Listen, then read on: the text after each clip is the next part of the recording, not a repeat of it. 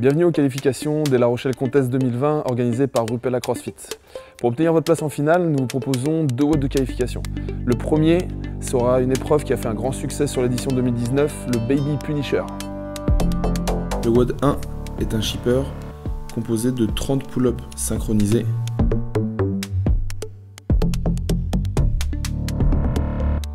puis de 40 toes to bar alternés avec les deux athlètes obligatoirement en suspension et seulement un des deux athlètes qui effectue le mouvement. Et enfin, 30 pull-ups alternés avec toujours le même principe, les deux athlètes en suspension et seulement un athlète qui effectue les tractions.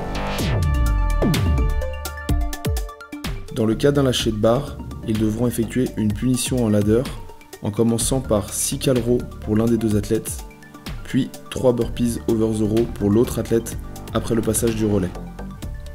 Le rameur devra être systématiquement remis à zéro. Lors de la prochaine punition, les répétitions augmenteront et le choix des ateliers restera totalement libre. Pour les burpees, la totalité du corps doit toucher le sol et les pieds devront décoller et atterrir en même temps. Tous les types de traction sont autorisés, strict, keeping et butterfly.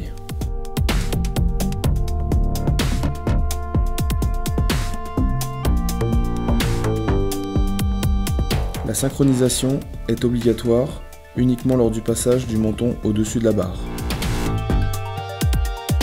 Les athlètes peuvent s'y attendre pour se resynchroniser. Le menton doit clairement passer au-dessus de la barre et l'extension des bras en position basse est obligatoire. Pour les toes to bar, les deux pieds doivent clairement toucher la barre en même temps et passer derrière l'axe vertical des mains.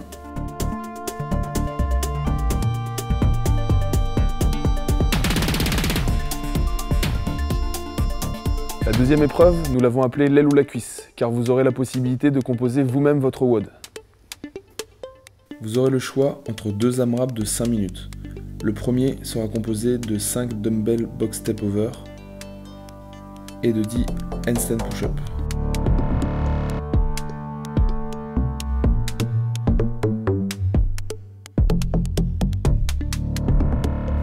Pour les box step over, les haltères devront être tenus en position basse.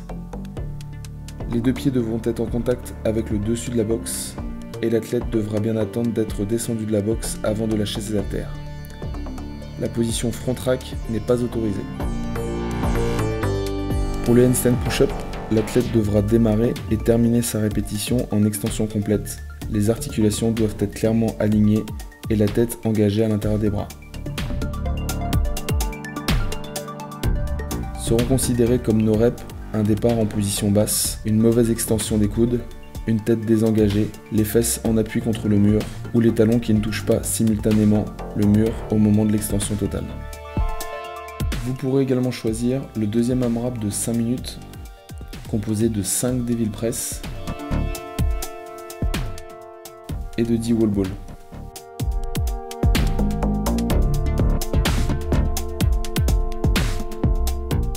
Pour le devil press, la poitrine devra clairement toucher le sol entre les haltères et toutes les articulations doivent être en extension complète à la fin du mouvement. Le swing à l'intérieur ou à l'extérieur sera autorisé ainsi que le clean and jerk. Seront considérés comme no reps la poitrine qui ne touche pas le sol ou touche les haltères et une extension incomplète des bras, des hanches ou des genoux.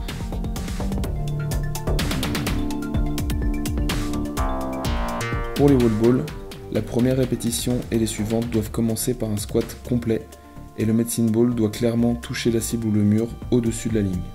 À la suite de votre AMRAP, vous aurez 2 minutes de récupération avant d'avoir de nouveau le choix entre deux recherches de 1 RM pendant 3 minutes, soit sur un clean and jerk. Tous les types de clean seront autorisés, ainsi que tous les types de jerk et de presse.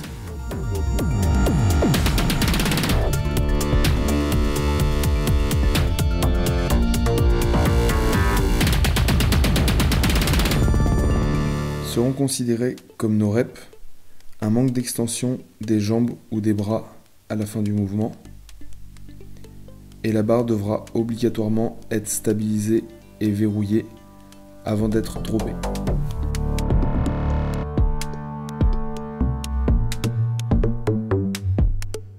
L'autre recherche de 1RM sera sur un Machoman. Il s'agit d'un complexe à réaliser unbroken de 3 power clean, 3 front squats et 3 shoulder to overhead.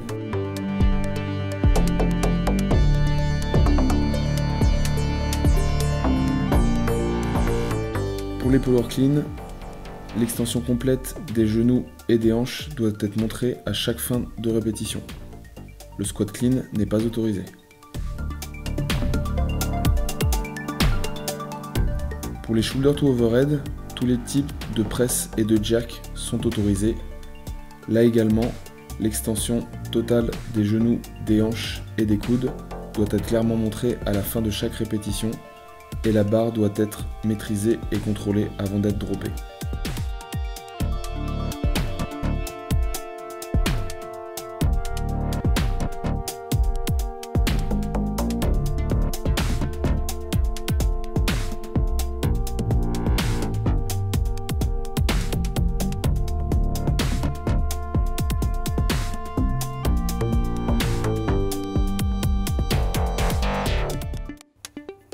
Merci pour votre participation, bonne chance à tous et rendez-vous en juin.